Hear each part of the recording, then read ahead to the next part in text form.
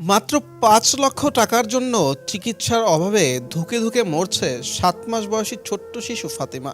অসহায় অটোচালক পিতাও সন্তানের চিকিৎসার খরচ বহন করতে না পেরে কান্নায় বুক ভাসাচ্ছেন।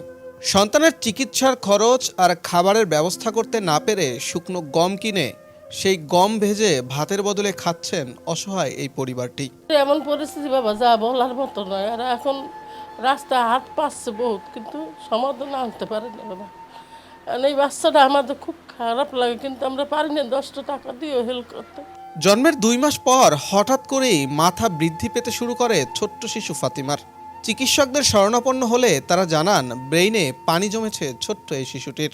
সেই থেকে নিজেদের জমানো পুঁজি আর সহায় সম্বল শেষ করে সন্তানের চিকিৎসার জন্য খরচ করেছেন পিতা সুমন।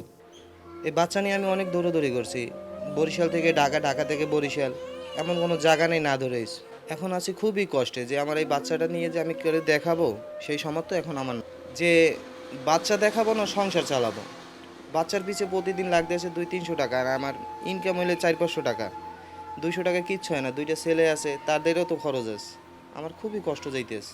বর্তমানে বরিশাল নগরীর পলাশপুর এলাকায় এক রুমের ছোট্ট একটি ঘর ভাড়া নিয়ে 3 সন্তান সমেত বসবাস তাদের। অটোচালক সুমন ভাড়ায় অটো চালিয়ে দিনে আয় করেন মাত্র 500 থেকে 600 টাকা, যার অর্ধেকের বেশি চলে যায় 7 মাস বয়সী এই শিশুর ঔষধ কিনতে। তাই তো ঘরে খাবারের ব্যবস্থা করতে না পেরে গম ভাজা খেয়ে সন্তানদের নিয়ে দিন পার করতে হচ্ছে অসহায় এই পরিবারটিকে। আমি অনেক কষ্টেই আছি। ও হইতেই অনেক কষ্ট, দৌড়াদৌড়ি করতে আছি। ও আজকে জন্মাইছে, কালকে আর মেডিকেল ভর্তি করা লাগবে। তাই তো ওই জায়গায় রাখছে কয়দিন, তারপর ঢাকা পাঠাইছে। ঢাকা আমি অসুস্থ হয়ে ঢাকা নিয়ে গেছে। ঢাকা নেওয়ার পর ঢাকায় এক রাত্রি রয়েছি, টাকা টানতে পারতেছি না। ন্যাশনাল ক্লিনিকে অনেক টাকা লাগবে। আইসা আবার মেডিকেল ভর্তি করছি। মেডিকেল ভর্তি করার পর মেডিকেল 15 দিন থাকছি। 15 দিন থাকা বাসায় আনছি, সুস্থ নাম করে দিয়েছে। সুস্থ থাকার পর 2 মাস ভালো রয়েছে। 2 মাস পর মাথায় দেখি এই অবস্থা। বর্তমানে অনেকটা বিনা চিকিৎসায় দিন দিন মৃত্যুর দিকে চলে যাচ্ছে 7 মাস বয়সী ছোট্ট শিশু ফাতিমা। এজন্য সমাজের বিত্তবান মানুষের কাছে আর্থিক সহায়তার আবদার জানিয়েছে অসহায় শিশুটির পরিবার।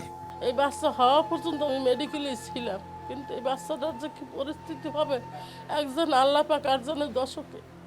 এছাড়া আর কোনো উপায় নাই, এদের কোনো অর্থ নাই যারা 10টা টাকা দিয়ে কিছু করবে। যদি দশকে হেল্প করে আর যদি আপনারা কিছু করতে পারেন তাহলে আমাদের একটু সাহায্য পাবো।